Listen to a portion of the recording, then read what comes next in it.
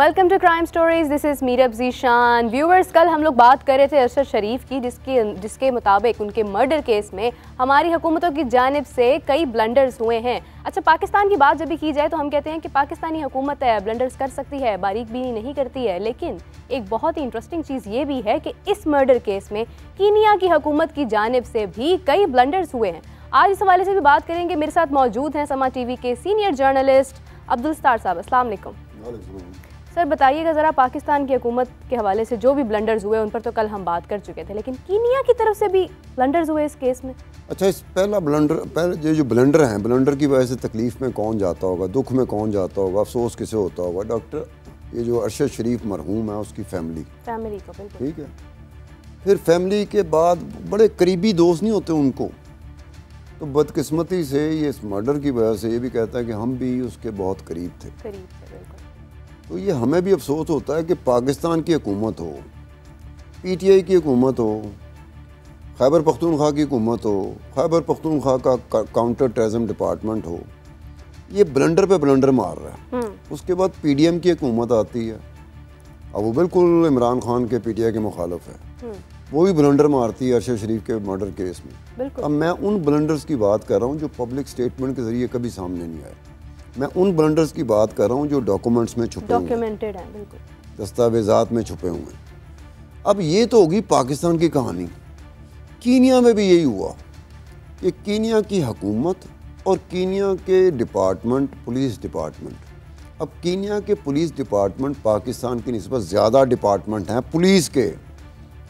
मैंने इसलिए कागज़ जेब में रखा कि इतनी लंबी चौड़ी तादाद है तो मुझे बोलनी पड़ जाएगी। तो मैंने कहा यार मेरे जेब में होना चाहिए ताकि मैं शो के दौरान बोल सकूं।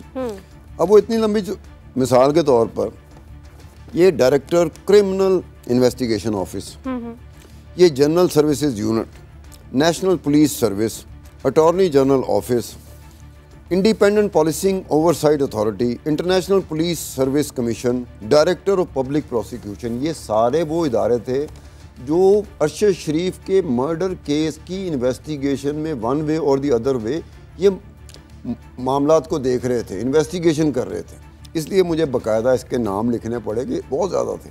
पाकिस्तान में कम है, कीनिया में ज़्यादा हैं, और सब के सब ने भंड पे भंड, ब्लंडर पे ब्लंडर, और वो मारे हैं जो बंदे को शक पड़ता है कि यार पुलिस इस तरह के ब्लंडर कर सकती है, तो फिर पुलिस कैसे हो गई, ये पुलिस में ये लोग आ कैसे गए अगर इस तरह के ब्लंडर मार रहे हैं। इसका मतलब है कि वो पर्पसली सब कुछ कर रहे हैं, मैं बिल्कुल बाय डिज़ाइन ही कर रहे होंगे ना। प्लान्ड होगा, फिर यही होगा कि हम ये नहीं कह सकते यार पुलिस वाले हैं और पुलिस के अफसरान हैं, ये किस तरह से ऐसे कर सकते हैं। अब देखिए, मेरी बात सुने, मैं कतई कलामी की माजरत चाहती हूँ। मैं कल हम लोग ये बात कर रहे थे कि इमरान खान साहब ने कहा कि मेरी जिम्मेदारी के ऊपर ये कीनिया जाएँ, वो इनके लिए बेहतर है, इन्हें पाकिस्तान में थ्रेट है। कीनिया में उनका मर्डर हुआ, पाकिस्तान की हुकूमत से ब्लंडर्स हुए, कीनिया की हुकूमत से भी ब्लंडर्स हुए। ये बात किस तरह से कनेक्ट हो रही है? ये इस तरह से हो रही है। अब देखो, कीनिया का एक सदर मुंतखब हुआ, सितंबर में हुआ, उसका नाम डॉक्टर विलियम है, वो बड़ा पॉपुलर है। वो कीनिया का 5वां सदर मुंतखब हुआ है, बहुत पॉपुलर है, उसकी वेव चल रही थी, वेव बाकायदा इलेक्शन से पहले उसकी वेव चल रही थी। डॉक्टर विलियम ने बाकायदा इंटरेस्ट लिया अरशद शरीफ के मर्डर केस को रिजॉल्व करने के हवाले से। उसने बेशुमार मीटिंगें की, नाकाम हो गया। डॉक्टर विलियम जो कि बहुत पॉपुलर है, सितंबर में उसने इलेक्शन जीता है, इलेक्शन जीत के आया है, और उसकी कोशिश थी कि अरशद शरीफ मर्डर केस को रिजॉल्व करना पड़ेगा। अब जो पॉपुलर लीडर होता है ना, उसकी कोशिश होती है कि हमारे मुल्क के ऊपर एक ऐसी चीज़ आके पड़ गई हुई है जिसको साफ़ करना भी हमारी जिम्मेदारी है। अरशद शरीफ का जो मर्डर है वो बड़ा हाई प्रोफाइल मर्डर है, तो अरशद शरीफ के मर्डर के लिए डॉक्टर विलियम जो कीनिया का प्रेसिडेंट है वो नाकाम हो गया। नाकाम होकर ये क्यों हुआ कि उसके बाद गालबन वो बात को समझ चुका था। मासवा एक काम के जो डॉक्टर विलियम ने किया, जितनी पुलिस के महकमे बताए, कीनिया की पुलिस के महकमे डिपार्टमेंट, उसमें एक स्पेशल सर्विसेज यूनिट था, उसने डॉक्टर विलियम ने उसको डिसबैंड कर दिया, ख़त्म कर दिया। वजह क्या थी कि इंटरनेशनल INGs हों या लोकल NGOs हों या फिर प्राइवेट इदारे हों, انہوں نے کہا کہ یہ اسپیشل سروسز یونٹ جو پولیس کا محکمہ، ایک خاص محکمہ ہے کینیا کی پولیس کا، وہ اب تک 600 بندے مار چکا ہے. 600 پیپل کلڈ بائی. اب دیکھو یہ ایک ایسی چیز تھی کہ اس نے ایک کیا، ڈاکٹر ولیم نے ایک کام کیا. اس نے کہا یار یہ میرے لیے ایک بہت بڑا امتحان ہوگا، میں الیکٹ ہو کے آیا، لوگوں نے میرے پہ اعتبار کیا، بھروسہ کیا. اس نے کہا ارشد شریف کا میں کر نہیں سکا تو اسپیشل سروسز یونٹ کو اڑا دو. اس نے اڑا دی. انہوں نے کہا بند کر دو. اب یہ بہت بڑا فیصلہ ہوتا ہے جناب، آپ پولیس کا ایک اتنا بڑا محکمہ، بالکل، اور وہ محکمہ کتنا تگڑا ہوگا کہ جس کے اوپر الزام ہے کہ وہ ایک خاص طریقے سے، وہ ایسے نہیں راہ چلتے ہوئے نہیں مارتے، وہ خاص طریقے سے مارتے. ایکسٹرا جوڈیشل کلنگ جو ہوتی ہے نا، وہ خاص طریقے سے ہوتا ہے. جیسے جعلی پولیس مقابلے نہیں ہوتے، یہ پولیس اس کو پورا ڈیزائن کرتی ہے. ایسے نہیں کرتی کہ منہ اٹھا کے جیسے آپ کو پکڑا کر دیا، وہ پورا ڈیزائن کرتی ہے. بھاگ رہا تھا، آگے یہ تھا، پیچھے ہم تھے، اتنی رینج تھی، اس کی طرف سے اتنی گولیاں آئیں، پھر ہم نے جوابی کارروائی کی تو یہ مارے گئے. ایسے انہوں نے کیا ہوا تھا. دوسرا کام وہ یہ کرتے تھے کہ جو کرمنلز تھے نا، ہارڈ کور کرمنلز کینیا کے، وہ ان سے مدد لیتے تھے کہ اس بندے کو اگر تم لوگ مار دو تو ہم فلانے ٹاپک پہ، فلانے ایشو پہ تم لوگوں کو یہ کنسیشن دے دیں گے. پھر وہ ہارڈ کور کرمنل سے کام کرواتے تھے. اور جہاں کہیں ان کو محسوس ہوتا تھا نا کہ اپنا اسلحہ بھی دینا ہے، ان کا اسلحہ استعمال نہیں ہونا، ہمارا اسلحہ استعمال ہونا، اپنا اسلحہ دے دیتے تھے، اپنے ہتھیار دے دیتے تھے. اب اس کو ڈسبینڈ تو کر دیا ڈاکٹر ولیم نے، لیکن ارشد شریف کا معاملہ جو ہے نا وہ بگڑتا رہا اور آج تک وہ معاملہ بگڑ رہا ہے. اس میں یہ ہوا، اب جس سپاٹ پہ، جس جگہ پہ ارشد شریف کا مرڈر ہوا تھا، وہاں سے دو باتیں نکالی گئیں. ایک تو یہ بات تھی کہ جی وہ مسنگ وہیکل تھی، ایک ایسی وہیکل جو کوئی چوری ہو گئی تھی، اس کی رپورٹ ہوئی تھی، پولیس اس کو تلاش کر رہی تھی. اب وہ وہیکل جو تھی وہ مرسڈیز بینز تھی، جس میں ارشد شریف بیٹھا ہوا تھا. لینڈ کروزر تھی. اب لینڈ کروزر اور مرسڈیز میں زمین آسمان کا فرق ہوتا ہے. دوسری بات جو کینیا کی پولیس نے گھڑی، وہ یہ گھڑی کہ جی پہلا فائر جو تھا نا، وہ لینڈ کروزر جس میں ارشد شریف بیٹھا ہوا تھا وہاں سے آیا تھا، جس کی جوابی طور پہ ہم نے فائر کیا تو ارشد شریف مارا گیا. اب دیکھنے والی بات ہے کہ وہاں اس کا جو پولیس سروس تھی، اس کا ایک بندہ تھا، اس کا نام غالباً کیون تھا، KEVIN، کیون ہی بنتا.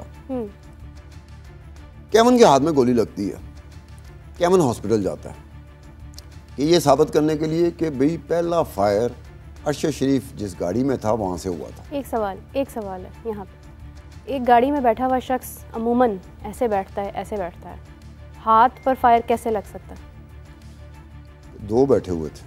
دو بھی بیٹھے ہوئے تھے، ایک ڈرائیور بیٹھا ہوا تھا، پیسنجر سیٹ پہ ارشد شریف بیٹھا ہوا تھا. اب وہ کہتے ہیں کہ پہلا فائر وہاں سے آیا اور وہ پولیس کے ہاتھ میں اب وہ پولیس جس کے ہاتھ میں، کیون نامی جو پولیس والا تھا، اس کے ہاتھ میں لگی ہے. ہاسپٹل گیا، ہاسپٹل سے فارغ ہوا ہے، دوبارہ ڈیوٹی پہ آ گیا.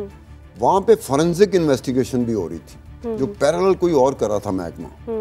اس میں یہ بات کو انہوں نے جھوٹا ڈکلیئر کر دیا کہ ہاتھ پر فائر لگا، کیون جھوٹ بول رہا تھا. ایگزیکٹلی. اب یہ ان دو محکموں کا معاملہ ہے نا کہ آپ لوگ طے کریں کہ واقعی جھوٹ بول رہا تھا یا آپ لوگوں سے غلطی ہوئی. میں تو نہیں کہہ رہا نا، فورنزک انویسٹیگیشن میں نے نہیں کی. بالکل. اس کے بعد جو چیز آگے بڑھی نا، وہ یہ بڑی جو ہم جیسے لوگوں کے لیے، ساڈا پیٹی پرا سی ارشد شریف، وہ یہ ہوا کہ جو 5 پولیس والے سسپینڈ کیے گئے تھے، وہ خاموشی کے ساتھ ان کو واپس اپنی ڈیوٹیز میں واپس بلا لیا گیا اور ان 5 میں سے 2 کو پرموٹ کر دیا گیا. اب that is some thing which مطلب کہ unpredictable and unbelievable کہ ایک سسپینشن ہوئی ہے، ان پہ یہ الزام ہے کہ وہ اس کو ٹیکل نہیں صحیح کر سکے. اچھا انکوائری ہو، انکوائری منطقی انجام تک پہنچ جائے، لاجسٹک اینڈ تک جو پہنچ جائے، اس کے بعد آپ کہہ سکتے ہو کہ یار یہ ایگزونریٹ کر دیے گئے تھے، اس لیے ہم اس کو بحال کر کے ڈیوٹی پہ واپس لا رہے ہیں. انکوائری کوئی ہوئی نہیں سرے سے، نہ کمپلیٹ ہوئی، نہ کوئی منطقی انجام تک پہنچی، اور آپ نے 5 کو اپنی ڈیوٹی ری جوائن کرنے دیا کہ آپ آگے اپنی ڈیوٹیاں ری جوائن کر لو. ان 5 میں سے 2 پولیس افسروں کو پروموٹ کر دیا گیا. اب دیٹ از سم تھنگ جو آپ کے لیے کافی ہوتا ہے، تکلیف والی بات ہوتی ہے. پھر اس میں ایک چیز اور آتی ہے کہ ایک جیسے انویسٹیگیٹو رپورٹر پاکستان میں ہیں، وہ دنیا کے باقی حصوں میں بھی ہیں، پاکستان میں بہرحال بڑی قلیل تعداد میں رہ گئے ہیں انویسٹیگیٹو رپورٹ، بہت قلیل تعداد میں، مشکل سے انگلیوں پہ گننا پڑے گا، حقیقت ہے، پورے ہو جائیں گے۔ اب تو ہمیں سمجھ نہیں ہے کہ انویسٹیگیشن کہتے کس کو ایگزیکٹلی ہے کیا، بالکل۔ تو کینیا کا ایک انویسٹیگیٹو جرنلسٹ جان ایلن نامو، اب جان ایلن نامو یہ میں نے رٹا لگایا کہ یار یہ نامو ہے نامو ہے، کیونکہ نام کا پروناؤنس کرتے ہو نا ذرا ڈفرینٹ ہوتی ہے۔ جان ایلن تک تو ٹھیک تھا، یہ نامو کیا ہے، نیمو ہے یا نامو ہے؟ اس نے ارشد شریف ایک ڈاکومنٹری بنا رہا تھا، اس ڈاکومنٹری کے لیے یہ جان ایلن نے انٹرویو دیا تھا۔ اچھا، اب ڈاکومنٹری اس میں ایک اور بات ہے جو کہ مشکل میں ڈال دیتی ہے سوچ کے حوالے سے، اگر آپ سوچ میں پڑھیں گے تو مشکل میں پڑ جائے گی کہ ڈاکومنٹری بنا رہا ہے ارشد شریف پاکستان کے اوپر، پاکستان میں ڈاکومنٹری ہے، اس میں کینیا کے انویسٹیگیٹو جرنلسٹ کا کیا کام ہے، یا کینیا کی حکومت کا کیا اس میں رول ہے؟ بالکل، یا تو نا کوئی کرپشن ایسی ہوئی ہے جو پاکستان سے نکلی ہے لنک کری ہے کینیا کے کو، ساتھ، یا کینیا سے نکلی ہے تو لنک کری ہے پاکستان کو، پھر سمجھ میں آتی ہے بات کہ کینیا کا انویسٹیگیٹو رپورٹر جو ہے، جرنلسٹ جو ہے، اس کا انٹرویو اس میں آ سکتا ہے۔ اب یہ دونوں چیزیں بالکل کلیئر نہیں ہے، سمپلی مجھے یہ پتا ہے کہ ارشد شریف ایک ڈاکومنٹری بنا رہا تھا، انویسٹیگیٹو ڈاکومنٹری، اور ڈاکومنٹری ساری کی ساری بیس تھی پاکستان میں جو کرپشن تھی، جہاں تک ارشد شریف کا ہاتھ پڑا تھا، جہاں تک اس کی رسائی تھی، جہاں تک اس کے پاس ڈاکومنٹ چڑھے تھے، اس پہ وہ کام کر رہا تھا۔ کیا وہ ڈاکومنٹری مکمل ہوئی؟ نہیں، مکمل نہیں ہوئی۔ اس کے یہ ہوا، اب یہ مجھے نہیں پتا کہ ان دنوں میں مجھ سے رابطے میں باہر تھا ارشد شریف، اگر میرے ساتھ رابطے میں ہوتا میں ضرور پوچھتا۔ میں نے اس کی ایک چیز دیکھی جو کہیں موبائل میں میرے بھی آ گئی، موبائل میں تو آپ کے نہیں آتی ہے، آپ تو گہرائیوں تک جا کے بھیجی جاتی ہے نا۔ تو اس میں یہ تھا کہ ارشد شریف کو یہ تھا کہ ستار خان انویسٹیگیشن کرتا ہے، ٹھیک ہے، وہ اپنے شوز میں بھی اس کا ایک دو دفعہ اظہار کر چکا ہے، بالکل۔ تو وہ اس نے مجھے بھیجی، اب جس طریقے اس نے نہیں بھیجی تھی، کسی اور نے بھیجی تھی، تو وہ تقریباً ٹریلر نہیں ہوتا ایک 1.5-2 منٹ کا، ٹیزر، ہاں اس طرح کا۔ تو میں اس پہ ہوا، میں کہا ارشد شریف تو ملک میں نہیں ہے، تو کیا یہ بنا رہا ہے؟ میں کہا پھر ارشد شریف کو میں فون کرتا تھا، جس فون پہ میں کرتا تھا نا وہ فون مجھے بند ملتا تھا۔ اچھا، ہاں وہ فون مجھے بند ملتا تھا، لیکن انور بیگ صاحب ایک دفعہ رؤف کلاسا کے شو میں بیٹھے تھے جب ارشد شریف کا مرڈر ہوا، اچھا، تو انور بیگ صاحب جو ہے نا ان کے بچوں سے جا کے پوچھ لیں آپ کہ رؤف کلاسا اور ارشد شریف آپ کا کیا لگتا ہے؟ تو کہتے تھے میرے اڈاپٹڈ سن ہیں۔ یہ انور بیگ صاحب کے بیٹے اور بیٹی کہتے تھے کہ ہمارے ابو کے اڈاپٹڈ سن ہیں۔ میری دوستی بھی انور بیگ سے رؤف کلاسا اور ارشد شریف نے کروائی تھی، سمجھ گئے، پھر ہم ریگولر بیٹھتے تھے۔ تو انور بیگ صاحب کہہ رہے تھے کہ میں نے آخری فون کیا تھا اس کے مرڈر سے اتنے گھنٹے پہلے۔ تو میں نے ایک دفعہ پھر اس کے بعد انور بیگ صاحب سے بات نہیں کی کہ آپ کے پاس کون سا نمبر تھا؟ اگر وہی نمبر تھا جو میرے پاس ہے، جو ہم سب کے پاس ہے، تو میرے نمبر پہ تو اس کا فون بن جاتا تھا۔ تو اس کا مطلب ہے کہ ارشد شریف نے کیا ہوگا کہ میں چند بندوں کے ساتھ رابطے میں رہوں گا، باقیوں کے ساتھ نہیں رہوں گا، یہ چیز ہوئی۔ ورنہ میں نے اس کو پوچھنا یہ تھا کہ ارشد شریف کیا اس میں آپ کی مدد کی جا سکتی ہے کہ جو آپ ڈاکومنٹری بنا رہے ہو؟ تو میرے لیے ایک بڑا تھا کہ ارشد شریف ایک آدھی دفعہ مجھ سے بات ضرور کرتا کہ ستار خان آپ کے پاس فلانی چیز پڑی ہے جو آپ نے کی تھی فلانے وقت میں کرپشن کے حوالے سے، مجھے وہ چاہیے، اس کے ڈاکومنٹ چاہیے، ٹھیک ہے۔ اب اس ڈاکومنٹری میں ایک کینین انویسٹیگیٹو جرنلسٹ جان ایلن نامو، اس کا انٹرویو، اس کی مجھے تک نہیں سمجھ آ رہی ابھی تک، یا تو بیک گراؤنڈ کا مجھے پتہ چل جائے تو مجھے سمجھ آ جائے۔ اچھا، یہ پاکستان کے ارشد شریف کے مرڈر کا سین ہے جس میں کینیا کی حکومت بھی، ڈاکٹر ولیم صدر چاہتے ہوئے بھی ناکام ہو گیا، باقی پولیس کے ڈپارٹمنٹ ایسے ہی لگا جیسے شاید ان کی مرضی چلتی ہو، اوپر کسی کی نہ چلتی ہو۔ اسی میں ایک چیز دیکھیں کہ جب ارشد شریف کا مرڈر ہوا تھا، انہی دنوں میں، اسی مہینے میں انڈیا کے 2 نیشنل جو ٹورسٹ تھے وہاں پر، وہ غائب ہو گئے، ڈس اپیئر ہو گئے، ایگزیکٹلی اسی ایک وقت میں، اور دونوں مسلمان تھے، ایک کا نام تھا ذوالفقار خان، دوسرے کا نام تھا زیدی سمی کدوائی۔ اب یہ 2 انڈین نیشنل ہیں جو کینیا میں تھے، جو ڈس اپیئر ہوئے تھے۔ اور اتفاق کی بات ہے کہ ان دونوں کا بیک گراؤنڈ، جیسے آپ کا میرا بیک گراؤنڈ ہے نا، digital media, T V company, یہ دونوں اسی کے ساتھ منسلک تھے. اچھا.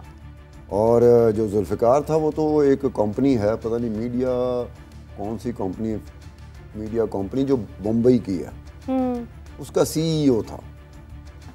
ٹھیک ہے، بہت ہائی لیول کے یہ لوگ تھے. ہم تو خیر ٹی وی پہ آتے ہیں نا، اسکرین پہ آتے ہیں. یہ وہ لوگ تھے جو ڈیجیٹل کو چلانا کیسے، سوشل میڈیا کو چلانا کیسے، یہ دو وہ لوگ تھے. یہ ڈس اپیئر ہو گئے. اب ڈس اپیئر ہوئے تو obvious بات ہے، ڈھونڈنا شروع کیا تو کافی دن ہو چکے ہوئے تھے. 9 پولیس والے سسپینڈ کر دیے گئے. 9 پولیس والے سسپینڈ کر دیے گئے ان 2 انڈین نیشنل کے ڈس اپیئر ہونے پہ. 9 پولیس والے سسپینڈ. اس کے بعد جو ان دونوں کے جو دوست تھے نا انڈیا میں، انہوں نے نریندر مودی کو پٹیشن دی اور اس پہ 12,000 لوگوں کے سائن ہیں. 12,000 لوگوں کے اس پٹیشن پہ سائن ہیں. آپ اندازہ کر لیں کہ انڈیا اپنے بندے کی کیسے دیکھ بھال کرتا ہے اور ہم کیسے کرتے ہیں. 12,000 لوگوں کے سائن تھے جو نریندر مودی کو گئے ہیں. اور نریندر مودی صاحب بھی ایسے اٹھے ہیں، انہوں نے کہا کہ جناب یہ کوئی مسئلہ حل کرے، کیونکہ وہاں پہ جمہوری روایات ہیں، جمہوری رویے ہیں انڈیا میں ہماری نسبت. ہم تو خیر اپنی دکان کھولتے ہیں سیاست کی، دکان اس کو چمکانے پہ لگ جاتے ہیں. باقی کیا ہو رہا ہے ہیومن رائٹس پہ، کیا ہو رہا ہے لوگوں کے ساتھ، کیا ہو رہا ہے، کسی کی موت کو ہم سیاست کے لیے استعمال کریں، ہمارے ہاں وہ نہیں ہے چیز جو انڈیا میں ہے. اب انہوں نے وہ کیا، وہ کسی حد تک. اس کے بعد ایک اور چیز سامنے آئی. آل آف اے سڈن ہوا کہ یہ دونوں جو انڈین نیشنل تھے، ذوالفقار اور یہ کدوائی، یہ ڈاکٹر ولیم کی جو کیمپین چل رہی تھی الیکشن کی، اس میں میڈیا مینجمنٹ اور ڈیجیٹل اور سوشل میڈیا کو سنبھال رہے تھے. ٹھیک ہے. اب کدوائی کی گھر والے اور ذوالفقار کی بیگم نے کہا، انہیں کیا یہ تو ٹورسٹ تھے، اگر یہ کام کر رہے ہوتے تو ہمیں ضرور بتاتے کہ ہم کینیا میں اس لیے ہیں. اس کے جواب میں پھر جو کنسلٹنٹ تھا نا، جو ڈیجیٹل میڈیا چلا رہا تھا ڈاکٹر ولیم کی کیمپین، الیکشن کیمپین کا، اس کنسلٹنٹ نے کہا کہ ہاں وہ ہمارے لیے کام کر رہے تھے. اب دیکھیں کہ وہ کینیا کے صدر کی کیمپین کے لیے 2 انڈین نیشنل کام کر رہے تھے. اپنی گھر والوں کو، اپنی بیگمات کو نہیں بتایا تھا انہوں نے. ٹھیک ہے. وہاں جو کنسلٹنٹ تھا جو ڈیجیٹل میڈیا کو چلا رہا تھا ڈاکٹر ولیم کی الیکشن کیمپین کو، اس کو پتا تھا. اس نے یہ پھر کہا کہ نہیں یہ ہمارے لیے کام کر رہے تھے، کیونکہ ان کو کام آتا تھا، ہمیں ان کے کام کی ضرورت بھی تھی. یہ بہت ٹیکنیکلی ساؤنڈ لوگ تھے ڈیجیٹل اور سوشل میڈیا میں. وہ ہوا. اب ایک طرف ارشد شریف کا مرڈر رکھ لیں اور ایک طرف ان 2 انڈین نیشنلز کا ڈس اپیئر ہونے کا، کہ وہاں انڈیا کی انڈیا گورنمنٹ کیسے موو کرتی ہے، لوگ انڈیا کے کیسے موو کرتے ہیں، اور باقاعدہ تھرتھلی پڑ جاتی ہے، اور باقاعدہ 9 پولیس والے سسپینڈ ہو جاتے ہیں کہ اس کی ڈس اپیئرنس کے پیچھے آپ کا کسی نہ کسی طریقے سے آپ کا ہاتھ. اب ارشد شریف کا کیس دیکھ لیں. ارشد شریف کا کوئی کیس کینیا میں ہوتا ہے اور اسی وقت ہوتا ہے جب یہ 2 انڈین ڈس اپیئر ہوتے ہیں. ارشد شریف کا کیس دیکھ لیں. کیا پاکستانی گورنمنٹ نے کیا، کیا پاکستانی لوگوں نے کیا، کیا پاکستانی میڈیا نے کیا. اور وہاں دیکھ لیں کہ نریندر مودی کو جو پٹیشن جاتی ہے 12,000 سگنیچر کے ساتھ. obvious بات ہے کہ مودی بھی کیا 12,000 سگنیچر کے ساتھ آئے، کچھ نہ کچھ کرنا پڑے گا. کینیا کی حکومت کو کیا ہوا، انہوں نے 9 پولیس والے سسپینڈ کر دی.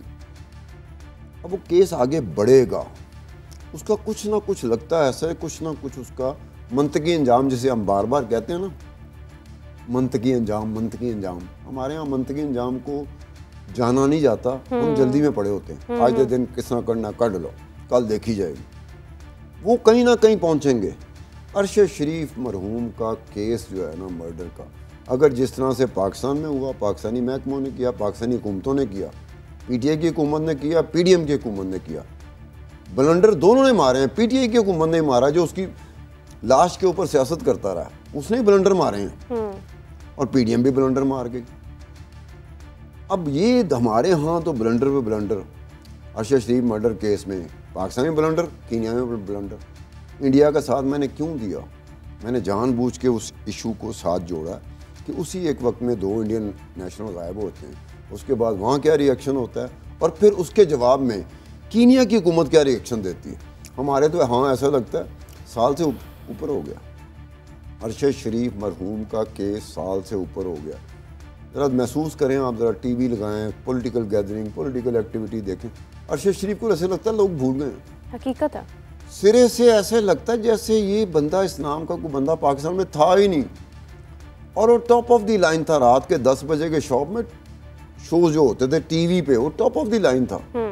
پھر پی ٹی آئی نے اس کا جنازے کو بھی استعمال کیا, اس کی موت کو بھی استعمال کیا, اس کی قبر کو بھی استعمال کیا, اس کی فیملی کو بھی استعمال کیا اپنی سیاسی دکان چمکانے کے لیے. اب یہاں پر ریزالو کرنے کے اوپر کوئی نہیں جائے گا. یہ عمران خان دوبارہ آ جائے, مجال ہے ارشد شریف مرڈر کیس کو وہ جینولی جس طرح چلانا چاہیے وہ چلائے گا. وہ بلا کیا کہے گا, یہ ستار خان نہیں, یہ بھی ہے, یہ میرب نہیں ہے, یہ بھی ہے ہی ایسا بندہ. اس نے انکوائری نہیں کرنی, وہ انویسٹیگیشن پہ نہیں جاتا, انکوائری پہ نہیں جاتا, فیکٹس پہ نہیں جاتا, وہ دلائل پہ نہیں جاتا, وہ لاجک پہ نہیں جاتا, وہ اپنی مرضی پہ جاتا ہے, اور یہی اپنی مرضی پہ جاتا ہے. مرضی پہ اس نے کر دی جو سب سے زیادہ فائدہ اٹھاتا رہا. سر صاحب, بے نظیر کیس آج تک سالو نہیں ہوا. کئی ایسے لوگ ہیں جو دنیا سے گئے ہیں, قتل ہوئے ہیں. لیکن میں یہ کہنا چاہوں گی اسی کے ساتھ کہ آپ کی زندگی بہت قیمتی ہوتی ہے, لیکن جب آپ ایسے حکمرانوں کے بیچ میں رہتے ہیں جن کی طرف سے بلنڈرز ہوں, خواہ آپ پاکستان میں ہوں, خواہ آپ پاکستان سے باہر ہوں, جب آپ کی حکومت کمزور ہوتی ہے تو آپ کی زندگی بہت معمولی ہو جاتی ہے, خواہ آپ کسی بھی پوسٹ پر ہوں, کسی بھی پوزیشن پر ہوں, کتنے ہی قیمتی ہوں. میں افسوس کے ساتھ یہ کہوں گی کہ 1 سال گزر گیا لیکن اس کیس پر آج تک بات نہیں ہوئی, اور یہ حقیقت ہے کہ ایسا معلوم ہوتا ہے جیسے لوگ شاید سو گئے ہیں, وہ بھول چکے ہیں ارشد شریف کو, جبکہ ان کی فیملی کے لیے ایک ایک دن بہت تکلیف دہ گزرتا ہوگا کہ آخر اس کیس کے پیچھے کیا تھا. بہت سی کنفیوژنز ہیں, امید ہے کہ اسی کے ساتھ ہم لوگ اس کے نتیجے پر بھی پہنچیں گے کسی نہ کسی دن. مجھے اور ستار صاحب کو اجازت دیجیے, آپ سے ملیں گے پھر اگلی ایپیسوڈ میں. تب تک کے لیے خدا حافظ.